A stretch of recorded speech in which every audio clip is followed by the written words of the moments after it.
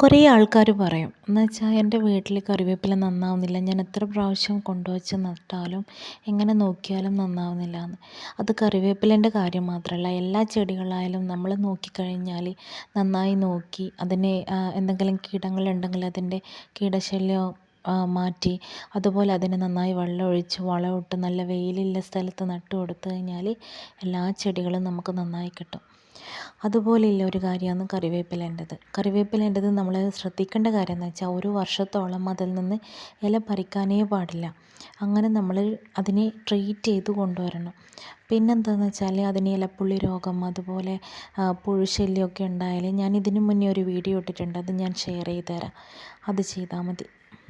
അപ്പോൾ അങ്ങനെ ഉണ്ടെങ്കിൽ നമുക്ക് കറിവേപ്പില നന്നായിട്ട് കിട്ടുകയും ചെയ്യും, നമുക്ക് വീട്ടിലാവശ്യത്തിന് എടുക്കുകയും ചെയ്യാം. Okay, thank you.